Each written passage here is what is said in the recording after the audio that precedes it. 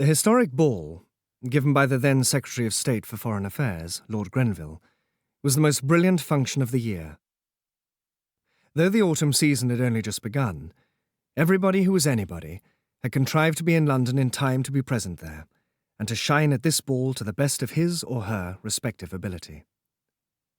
Marguerite suffered intensely. Though she laughed and chatted, though she was more admired, more surrounded, more fated than any woman there, she felt like one condemned to death, living her last day upon this earth. Her nerves were in a state of painful tension, which had increased 100-fold during the time which he had spent in her husband's company since their return to London. There he stood, surrounded by a crowd of brainless, empty-headed young fops, who were even now repeating from mouth to mouth, and with every sign of the keenest enjoyment, a doggerel couplet which he had just given forth. Everywhere the absurd, silly words met her. People seemed to have little else to speak about. Even the prince had asked her, with a laugh, whether she appreciated her husband's latest poetic efforts. "All done in the tying of a cravat," Sir Percy had declared to his clique of admirers. "We seek him here, we seek him there. Those Frenchies seek him everywhere. Is he in heaven? Is he in hell? That damned, elusive Pimpernel?" Sir Percy's bon mot had gone the round of the brilliant reception rooms. The prince was enchanted. He vowed that life without Blakeney would be but a dreary desert. Then, taking him by the arm, he had led him to the card-room and engaged him in a long game of hazard. That the League of the Scarlet Pimpernel had no intention of abandoning its cause, she had gathered through little Suzanne de Tournay herself, who spoke openly of the assurances she and her mother had had that the Comte de Tournay would be rescued from France by the League within the next few days. Vaguely she began to wonder, as she looked at the brilliant and fashionable crowd in the gaily lighted ballroom, which of these worldly men around her was the mysterious Scarlet Pimpernel, who held the threads of such daring plots and the fate of valuable lives in his hand. He was at the ball, of course, somewhere, since Sir Andrew Ffoulkes and Lord Anthony Dewhurst were here, evidently expecting to meet their chief, and perhaps to get a fresh mot d'ordre from him. Could it be Sir Andrew Ffoulkes himself? Surely not, with his gentle blue eyes, which were looking so tenderly and longingly after little Suzanne, who was being led away from the pleasant tete-a-tete by her stern mother. Marguerite watched him across the room, as he finally turned away with a sigh and seemed to stand aimless and lonely, now that Suzanne's dainty little figure had disappeared in the crowd. Suddenly she stopped. Her very heart seemed to stand still. Her eyes, large and excited, flashed for a moment towards that doorway, then as quickly were turned away again. Sir Andrew Ffoulkes was still in the same listless position by the door, but Marguerite had distinctly seen that Lord Hastings, a young buck, a friend of her husband's and one of the prince's set, had, as he quickly brushed past him, slipped something into his hand. For one moment longer, it was the merest flash, Marguerite paused. The next she had, with admirably played unconcern, resumed her walk across the room, but this time more quickly towards that doorway whence Sir Andrew had now disappeared. All this, from the moment that Marguerite had caught sight of Sir Andrew leaning against the doorway, until she followed him into the little boudoir beyond, had occurred in less than a minute. Fate is usually swift when she deals a blow. Now Lady Blakeney had ceased to exist. It was Marguerite St-Just who was there only. Marguerite St-Just, who had passed her childhood, her early youth in the protecting arms of her brother Armand. She had forgotten everything else, her rank, her dignity, her secret enthusiasms, everything save that Armand stood in peril of his life, and that there, not 20 feet away from her, in the small boudoir which was quite deserted, in the very hands of Sir Andrew Ffoulkes, might be the talisman which would save her brother's life. Sir Andrew was standing with his back to her, and close to a table upon which stood a massive silver candelabra. A slip of paper was in his hand, and he was in the very act of perusing its contents. Unperceived, her soft clinging robe making not the slightest sound upon the heavy carpet, not daring to breathe until she had accomplished her purpose, Marguerite slipped close behind him. At that moment he looked round and saw her. She uttered a groan, passed a hand across her forehead, and murmured faintly, "The heat in the room was terrible." I felt so faint. Oh. She tottered, almost as if she would fall, and Sir Andrew, quickly recovering himself and crumpling in his hand the tiny note that he had been reading, was only apparently just in time to support her. "You are ill, Lady Blakeney?" he asked with much concern. "Let me—" No, nothing," she interrupted quickly. "A chair, quick." She sank into a chair close to the table, and throwing back her head, closed her eyes. "There," she murmured, still faintly. "The giddiness is passing off. Do not heed me, Sir Andrew. I assure you I already feel better." Sir Andrew had not uttered another word. Then it was that an extra sense became potent in Marguerite Blakeney.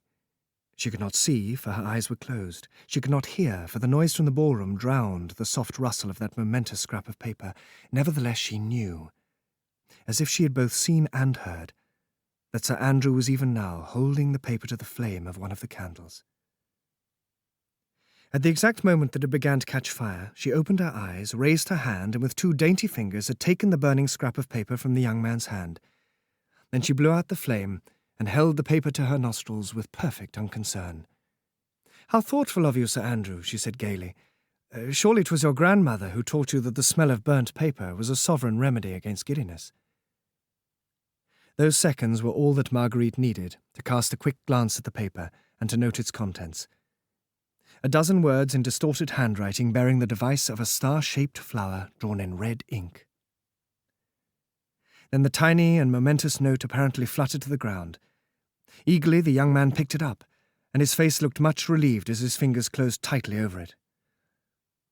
The few words which Marguerite Blakeney had managed to read on the half-scorched piece of paper seemed literally to be the words of fate. "Start myself tomorrow." This she had read quite distinctly. Then came a blur caused by the smoke of the candle, which obliterated the next few words. But right at the bottom, there was another sentence, which was now standing clearly and distinctly, like letters of fire before her mental vision. "If you wish to speak to me again, I shall be in the supper-room at 1 o'clock precisely." The whole was signed with the hastily scrawled little device, the tiny star-shaped flower. 1 o'clock precisely. The clock was ticking so mercilessly on. It was long past midnight, and within the next half hour the destinies of 2 brave men would be pitted against one another, the dearly beloved brother and he, the unknown hero. Marguerite did not feel equal to another dance. There is a limit to the most enduring self-control. She had once more found her way to the tiny boudoir, still the most deserted amongst all the rooms. She knew that Chauvelin must be lying in wait for her somewhere, ready to seize the first possible opportunity for a tête-à-tête. His eyes had met hers for a moment after the four-supper minuet, and she knew that the keen diplomatist, with those searching pale eyes of his, had divined that her work was accomplished. Now Chauvelin slipped into the room, and the next instant stood calm and impassive by her side. "You have news for me?" he said. An icy mantle seemed to have suddenly settled around Marguerite's shoulders. Though her cheeks glowed with fire, she felt chilled and numbed. "Oh, Armand, will you ever know the terrible sacrifice of pride, of dignity, of womanliness a devoted sister is making for your sake?" "Nothing of importance," she said, staring mechanically before her. "But it might prove a clue. I contrived, no matter how, to detect Sir Andrew Ffoulkes in the very act of burning a paper at one of these candles in this very room. That paper I succeeded in holding between my fingers for a space." "Time enough to learn its contents?" asked Chauvelin quietly. She nodded. Then she continued in the same even, mechanical tone of voice. "In the corner of the paper there was the rough device of a small star-shaped flower. Above it I read 2 lines. Everything else was scorched and blackened by the flame." "And what were those 2 lines?" "One was, 'I start myself tomorrow,'" she said quietly. "The other, 'If you wish to speak to me, I shall be in the supper-room at 1 o'clock precisely.'" Chauvelin looked up at the clock just above the mantelpiece. "Then I have plenty of time," he said placidly. "What are you going to do?" she asked. Oh, nothing for the present. After that, it will depend. On what? On whom I shall see in the supper-room at 1 o'clock precisely. There may be more than one. Oh, whoever is there as the clock strikes 1 will be shadowed by one of my men. Of these, 1, or perhaps 2, or even 3 will leave for France tomorrow. One of these will be the Scarlet Pimpernel. I also, fair lady, will leave for France tomorrow. The papers found at Dover upon the person of Sir Andrew Ffoulkes speak of the neighbourhood of Calais, of an inn which I know well, called Le Chat Gris, of a lonely place somewhere on the coast, the Père Blanchard's hut, which I must endeavour to find. All these places are given as the point where this meddlesome Englishman has bidden the traitor de Tournay and others to meet his emissaries. But it seems that he has decided not to send his emissaries, that he will start himself tomorrow. Now, one of those persons whom I shall see anon in the supper-room will be journeying to Calais, and I shall follow that person until I have tracked him to where those fugitive aristocrats await him. For that person, fair lady, will be the man whom I have sought for nearly a year, the man whose energy has outdone me, whose ingenuity has baffled me, whose audacity has set me wondering. Oh yes, me, who have seen a trick or two in my time, the mysterious and elusive Scarlet Pimpernel. And Armand, she pleaded. Have I ever broken my word? I promise you that the day the Scarlet Pimpernel and I start for France, I will send you that imprudent letter of his by special courier. More than that, I will pledge you the word of France that the day I lay hands on that meddlesome Englishman, Saint-Just will be here in England, safe in the arms of his charming sister. And with a deep and elaborate bow and another look at the clock, Chauvelin glided out of the room. When he reached the supper-room, it was quite deserted. This would make Chauvelin's task all the easier, when presently that unsuspecting enigma would enter it alone. No one was here now, save Chauvelin himself. Stay. As he surveyed with a satisfied smile the solitude of the room, the cunning agent of the French government became aware of the peaceful, monotonous breathing of some one of my Lord Grenville's guests, who no doubt had supped both wisely and well, and was enjoying a quiet sleep, away from the din of the dancing above. Chauvelin looked round once more, and there, in the corner of a sofa, in the dark angle of the room, his mouth open, his eyes shut, the sweet sounds of peaceful slumbers proceeding from his nostrils, reclined the gorgeously apparelled, long-limbed husband of the cleverest woman in Europe. Chauvelin looked at him as he lay there, and a smile that was almost one of pity softened for a moment the hard lines of the Frenchman's face and the sarcastic twinkle of his pale eyes. Evidently the slumberer, deep in dreamless sleep, would not interfere with Chauvelin's trap for catching the cunning Scarlet Pimpernel. Again he rubbed his hands together, and following the example of Sir Percy Blakeney, he too stretched himself out in the corner of another sofa, shut his eyes, opened his mouth, gave forth sounds of peaceful breathing, and waited. Marguerite Blakeney had watched the slight sable-clad figure of Chauvelin as he worked his way through the ballroom, and then perforce she had had to wait, whilst her nerves tingled with excitement. Lord Grenville himself came presently to tell her that a coach was ready, and that Sir Percy was already waiting for her, ribbons in hand. At the top of the stairs, just after she had taken final leave of her host, she suddenly saw Chauvelin. He was coming up the stairs slowly and rubbing his thin hands very softly together. There was a curious look on his mobile face, partly amused and wholly puzzled, and as his keen eyes met Marguerite's, they became strangely sarcastic. "Monsieur Chauvelin," she said, as he stopped on the top of the stairs, bowing elaborately before her. "My coach is outside. May I claim your arm?" As gallant as ever, he offered her his arm and led her downstairs. The crowd was very great. Some of the minister's guests were departing, others were leaning against the banisters, watching the throng as it filed up and down the wide staircase. "Chauvelin," she said at last, desperately, "I must know what has happened." What has happened, dear lady?